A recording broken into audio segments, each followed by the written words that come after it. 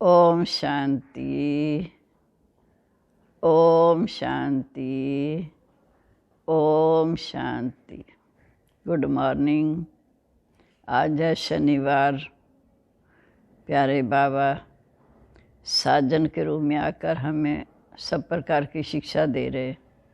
बाबा कहते इस समय विनाश सामने खड़ा है, मौत सामने खड़ी है, इतने अपना सब कुछ सफल कर लो। फिर बाबा ने कहा कि बच्चे इस समय देही अभिमानी बनो, मुझे याद करो, क्योंकि जितना याद करेंगे उतना वर्षे के अधिकारी बनेंगे। दे सही दे के सब संबंधों को भूलो। फिर बाबा ने कहा कि बिगड़ी को बनाने वाला एक बाप है। जितना बुद्धि योग से बाप को याद करेंगे, क्योंकि वो है सारी सृष्टि का रचयिता, उतने विक्रम विनाश होंगे। श्री कृष्ण को रचयिता नहीं कह सकते, वो रचना है। शिव बाबा ऊंचे से ऊंचा, वो आकर हमें बहुत ऊंचा बनाते हैं। श्री कृष्ण तो शहजादा है सतयुग का, तो उस समय तो ज्ञान की आवश्यकता नहीं। बाप ही ज्ञान का सागर है, वो आकर हमें ये सारे सृष्टि के आत्मधन का ज्ञान देते हैं, जिस ज्ञान को सुनकर श्री कृष्ण इतने उच्च पद का अधिकारी बना। यही श्री कृष्ण राधे सतयुग में लक्ष्मी नारायण के नाम से हैं। फिर बाबा ने कहा, संगम पारी बाबा ने आके ये ज्ञान सुनाया, क्योंकि जब अंत समय आएगा तब ये ज्ञान प्राय लोप हो जाएगा। सतयुग त्रेता में तो ज्ञान की आवश्यकता नहीं। द्वापर में हम भगवान भक्ति करते हैं भगवान को पाने के लिए, तब हम कहते हैं बाबा जब आप आओगे हम सिर्फ आपको ही याद करेंगे। उसके बाद जब हम लास्ट में शरीर छोड़ के जाएंगे तो ज्ञान भी प्राय लोप हो जाएगा, क्योंकि आत्मा के अंदर फिर वर्षे का सतयुगी नई दुनिया का जो वर्षा है उसकी प्रारब्ध के संस्कार बुद्धि में भर जाएंगे। इसलिए बाबा आज ही हमें कह रहे हैं, बच्चे अपना सब कुछ सफल कर लो, मुझे याद करो, जिससे तुम्हारे विक्रम भी विनाश हो, और याद करते करते मेरे साथ चलो, नई दुनिया का सुख पाओ। नई दुनिया का वर्षा लेने के लिए, नई दुनिया की सदगति करने के लिए शिव बाबा है। कृष्ण तो सदगति कर नहीं सकता, उसकी तो सदगति हुई है। इसलिए संगम पर बाप आके हमें इतना ऊंचा ज्ञान दे, साथ हमें बहुत अच्छी तरह समझाते हैं कि तुमने ही ऐसा पहले राजभाग लिया था, तुम्हारा जीवन हीरे तुल्य था, अब वो चक्कर लगाते कौड़ी तुल्य बन गया। 84 जन्मों का राज भी शिव बाबा ने हमें समझाया, और फिर बाबा हमें कौड़ी तुल्य से हीरे तुल्य बनाने। तो बाबा ने कहा माँ में कम याद करो, जितना याद करेंगे विक्रम विनाश होंगे, जितना याद करेंगे उतनी सदगति सतयुग में उच्च पद के अधिकारी बनेंगे। देह और देह के सब संबंध भूलो, क्योंकि जितना हम देह में फंसते हैं तो देह तो विनाशी है, ये तो एक बंदर के समान चिपक जाते हैं। क्योंकि हमने कहा था कि बाबा जब आप आएंगे तो आपसे संबंध जोड़ेंगे। अब बाबा कहते मैं सरमुख खाया हूँ, अब इन सब से बुद्धि जो हटाकर मुझे याद करो, क्योंकि तुम्हें मेरे पास आना है। तभी हम सुनते हैं 22/5/21 के मधुर महावाक्य। बाबा कहते मीठे बच्चे अपना सब कुछ ईश्वरी सेवा में सफल करो, भविष्य बना लो। अपना सब कुछ ईश्वरी सेवा में सफल करो और भविष्य बना लो, क्योंकि मौत सिर पर खड़ा है। प्रश्न है, ज्ञान सुनते हुए भी बच्चों में उसकी धारणा क्यों नहीं होती? ज्ञान तो सुनते हैं, धारणा क्यों नहीं होती? क्योंकि विचार सागर मंथन करना नहीं आता।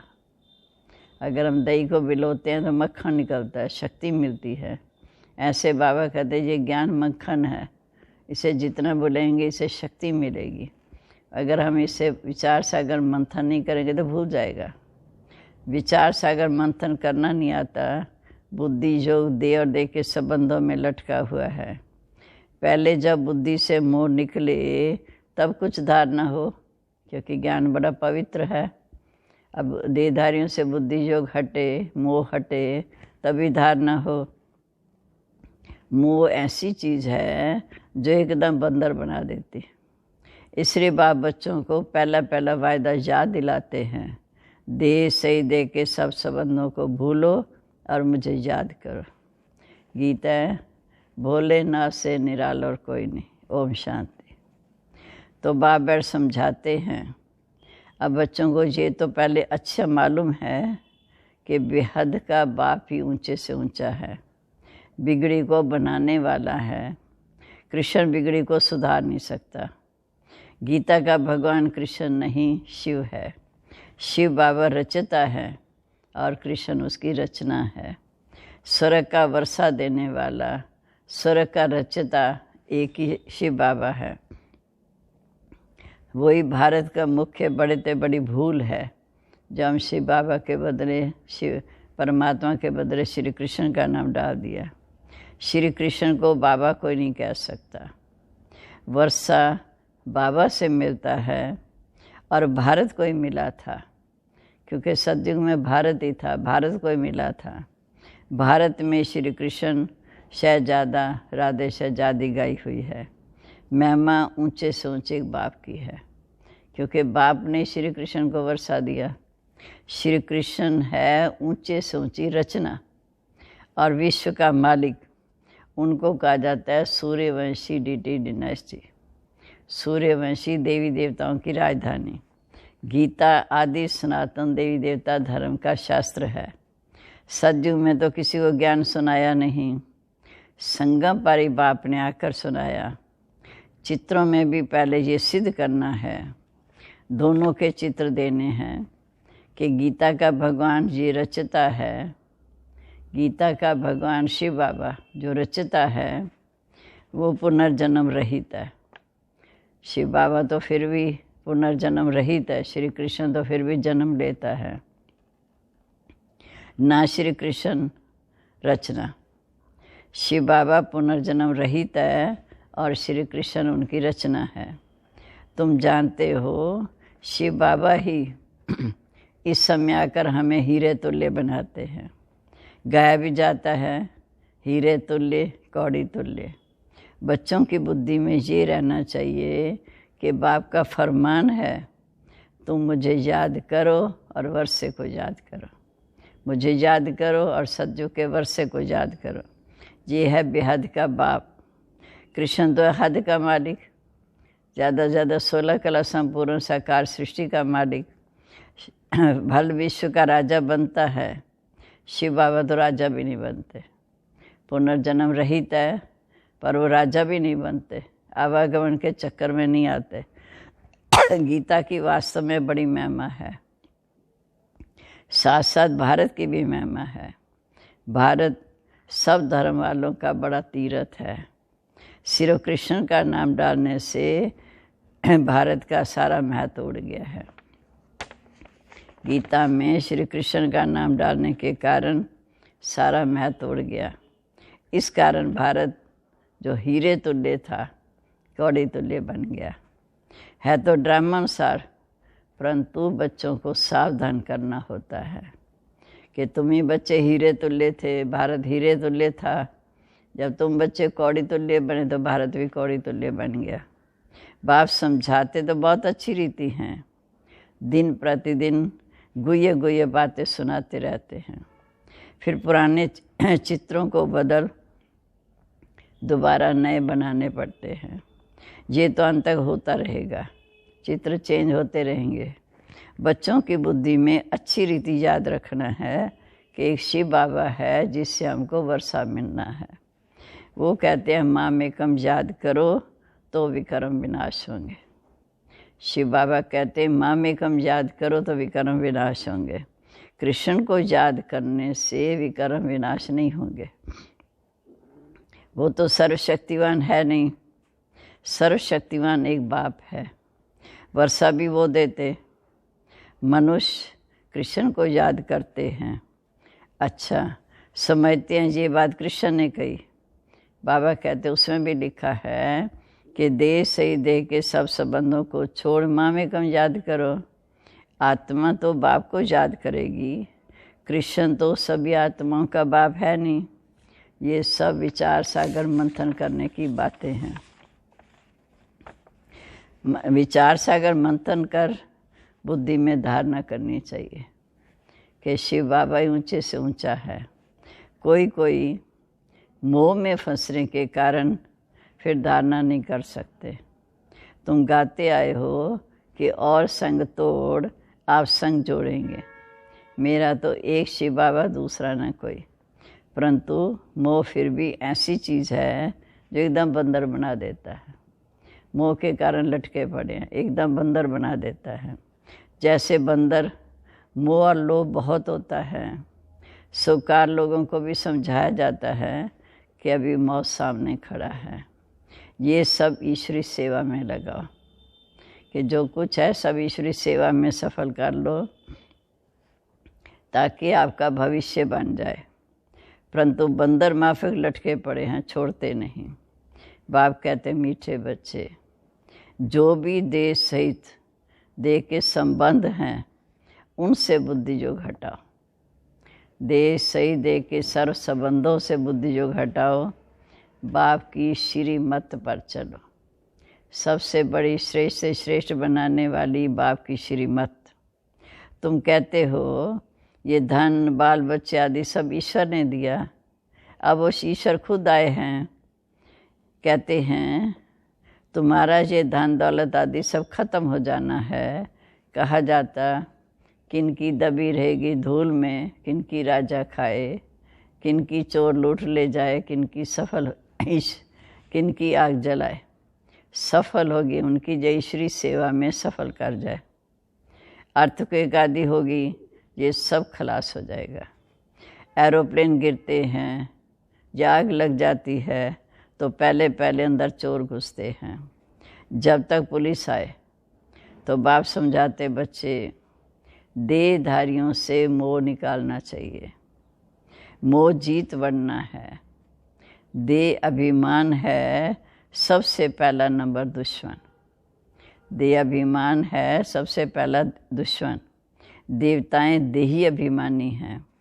देह अभिमान आने से ही विकारों में फंसते हैं। हम आधा कल्प देह अभिमान रहते हैं, अब देही अभिमानी होने की प्रैक्टिस करनी है।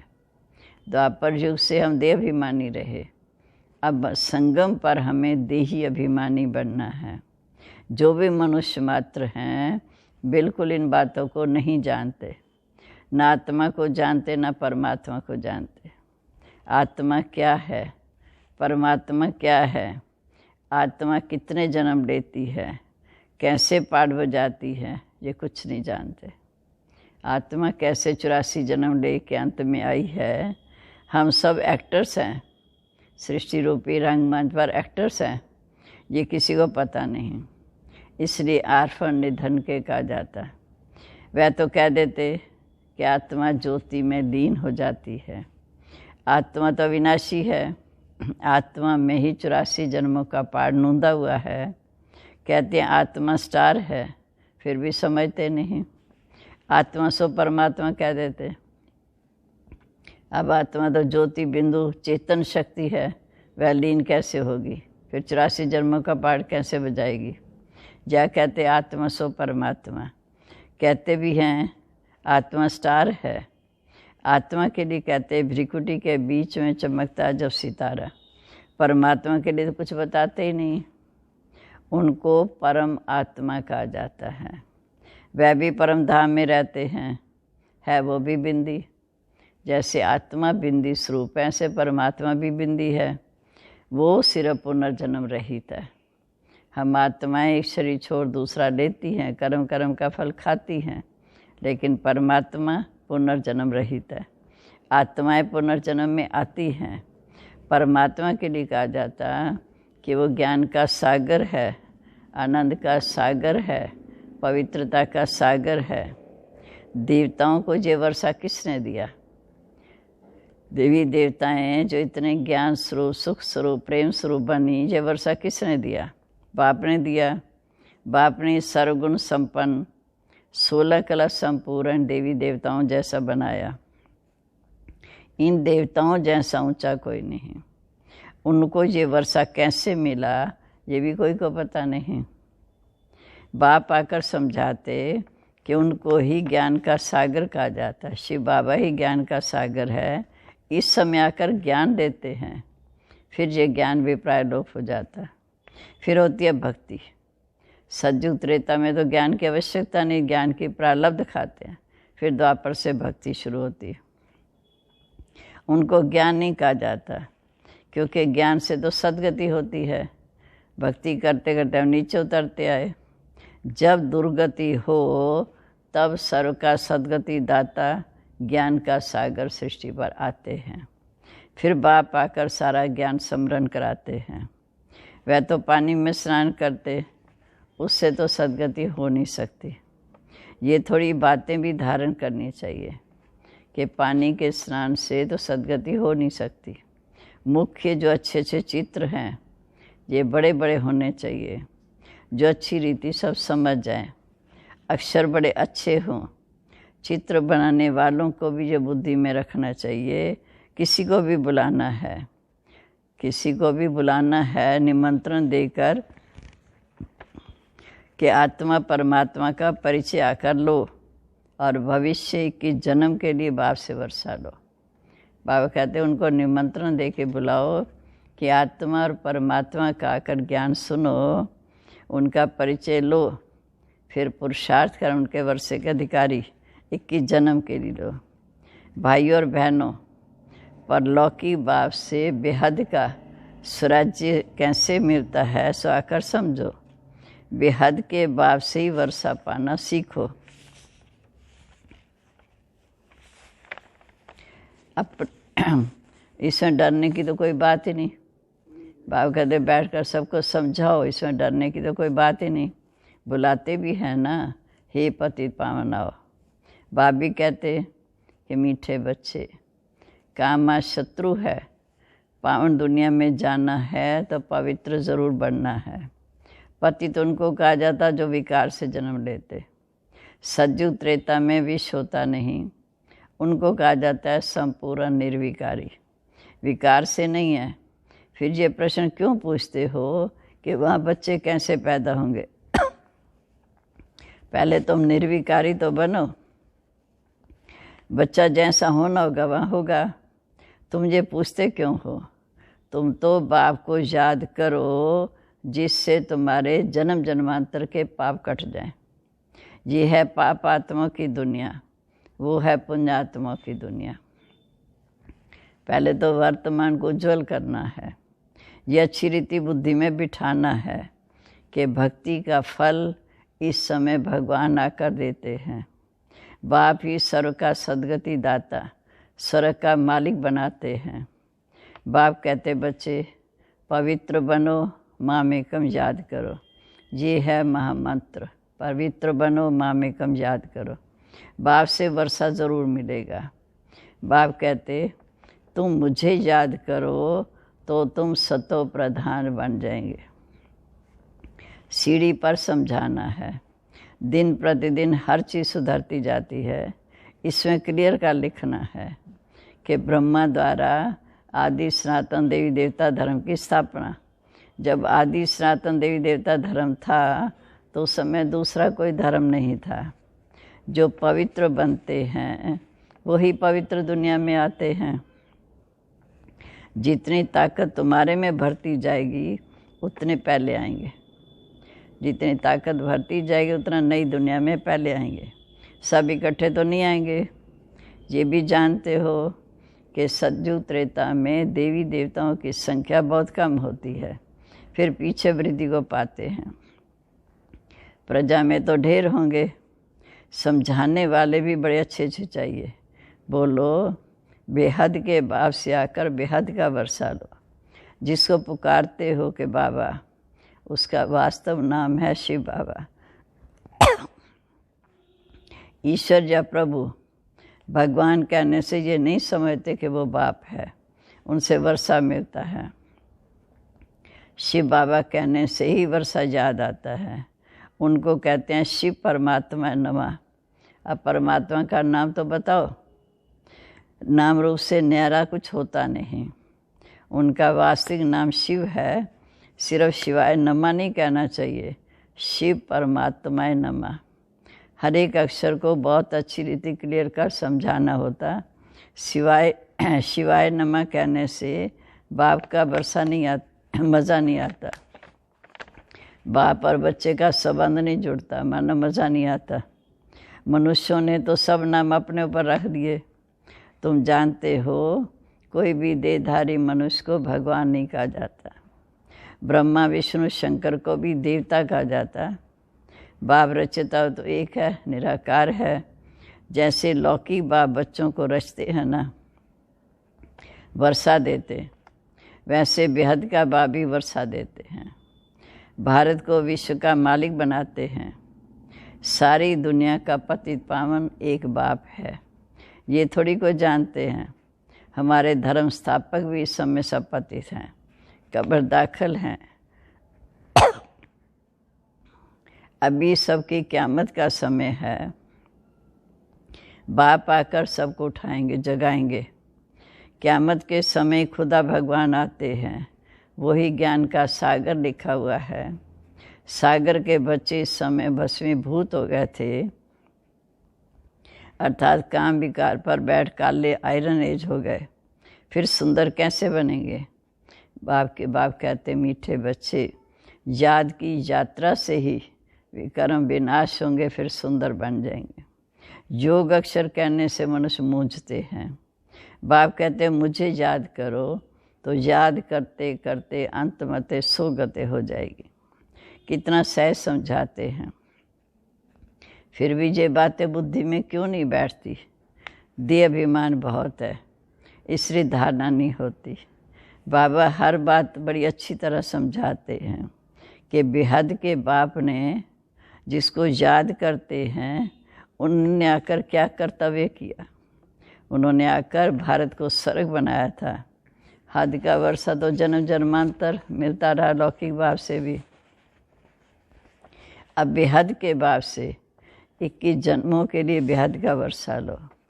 सतयुग त्रेता में देवताएं राज्य करते थे। सूर्यवंशी, फिर चंद्रवंशी, फिर वैश्यवंशी, फिर शूद्रवंशी बने।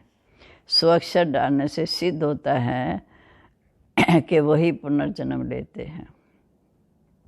100 अक्षर डालने से, माना कल पहले भी हम ही सूर्यवंशी थे, फिर वैश्यवंशी, फिर वैश्यवंशी, फिर शूद्रवंशी बने। अब अक्षर डालने से पुनर्जन्म सिद्ध होता। वर्णों में आते हैं। बाप समझाते तो सबको हैं, पर तुम सन्मुख बैठे सुनते बड़े खुश होते हो। कोई कोई की तकदीर में नहीं है तो सर्विस भी नहीं करते। सर्विस करेंगे तो नाम होगा।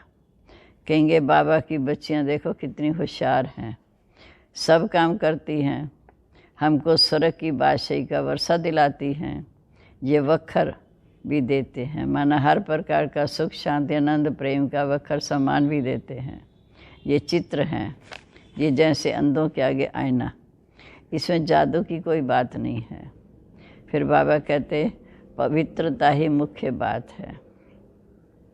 समझते हैं ये अंतिम जन्म है, स्वर्ग में चलना है तो पवित्र तो ज़रूर बनना पड़ेगा। विनाश सामने खड़ा है, पावन ज़रूर बनना है। सन्यासी भी घर बार छोड़ जाते हैं पावन बनने के लिए। बाप कहते बच्चे विनाश सामने खड़ा है, इसलिए मुझे याद करो तो बेड़ा पार हो जाएगा। विनाश सामने खड़ा है, इसलिए मुझे याद करो तो बेड़ा पार हो जाएगा। अच्छा जी, मीठे मीठे सिकलदे बच्चों प्रीत, माता पिता बाप दादा का याद प्यार। Good morning. रूहानी बाप की रूहानी बच्चों को नमस्ते। रूहानी बच्चों की रूहानी माता पिता को याद प्यार और गुड मॉर्निंग। नमस्ते जी। सदा रहो हंसते हंसते। शुक्रिया बाबा, शुक्रिया। अब है धारणा के लिए मुख्य सार। बाबा कहते विनाश के पहले अपना सब कुछ सफल करना है। ये क़यामत का समय है, इसलिए पावन ज़रूर बनना है। दूसरा, देहधारियों से मोह निकाल, मोह जीत बनना है। देह अभिमान जो पहला नंबर दुश्मन है, उस पर विजय पानी है। और सब संग तोड़, बाप से बुद्धि योग जोड़ना है। अब आज का वरदान, मनन शक्ति द्वारा शक्तिशाली बन विघ्नों के फोर्स को समाप्त करने वाले सर्व आकर्षण मुक्त भाव। मनन शक्ति द्वारा शक्तिशाली बन विघ्नों के फोर्स को समाप्त करने वाले सर्व आकर्षण मूर्त भाव। वर्तमान समय मनन शक्ति द्वारा आत्मा में सर्व शक्तियाँ भरने की आवश्यकता है। इसके लिए अंतर्मुखी बन हर पॉइंट पर मनन करो। अंतर्मुखी बन हर पॉइंट पर मनन करो तो मक्खन निकलेगा और शक्तिशाली बन जाएंगे। ऐसी शक्तिशाली आत्माएं अतीन्द्रिय सुख की प्राप्ति का अनुभव करती हैं। उन्हें अलग करके कोई भी वस्तु अपनी तरफ आकर्षित नहीं कर सकती। उनकी मगन अवस्था द्वारा जो रूहानियत की शक्तिशाली स्थिति बनती है, उससे विघ्नों का फोर्स समाप्त हो जाता है। स्लोगन है, ब्राह्मण संसार में सर्व का सम्मान प्राप्त करने वाले ही तख्त नशीन बनते हैं। ब्राह्मण संसार में सर्व का सम्मान प्राप्त करने वाले ही तख्त नशीन बनते हैं। आज का सम्मान है, मैं तख्त नशीन आत्मा सर्वाकर्षण से मुक्त हूँ। मैं तख्त नशीन आत्मा सर्वाकर्षणों से मुक्त हूँ। ओम शांति। वरदान दोहराएंगे। मनन शक्ति द्वारा शक्तिशाली बन विघ्नों के फोर्स को समाप्त करने वाले सर्वाकर्षण मुक्त भाव।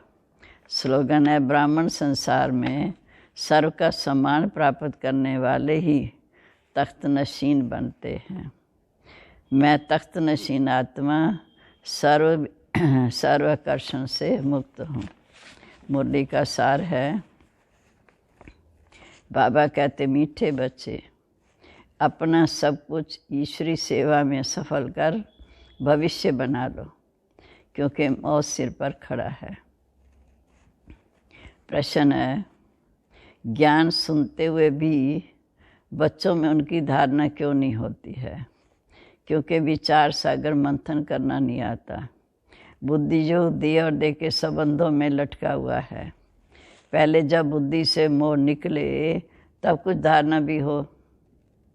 मोह ऐसी चीज़ है जो एकदम बंदर बना देता है। इसलिए बाप बच्चों को पहला पहला वायदा याद कराते हैं, देह सही देह के सब संबंधों को भूलो और मुझे याद करो। गीता भोले ना से निराल और कोई नहीं। ओम शांति। मुख्य पॉइंट है विचार सागर मंथन करना। हम बाबा की श्रीमद् परमाण, बाबा की दी हुई शिक्षाओं को बैठ के विचार सागर मंथन करें। जितना मंथन करेंगे उतनी शक्ति बढ़ेगी। जितनी शक्ति बढ़ेगी तो हमारे अंदर सब प्रकार की धारणाएं होंगी, और जितनी धारणा होगी उस आधार से हम सेवा करेंगे। सेवा से ही हमें सफलता मिलेगी।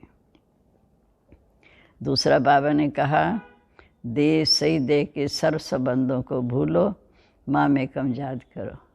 अपना सब कुछ सफल कर इस समय बाप से वर्षा ले लो, क्योंकि मौत सिर पर खड़ा है। और फिर बाबा ने कहा, रचता और रचना। शिव बाबा रचता है, श्री कृष्ण रचना है।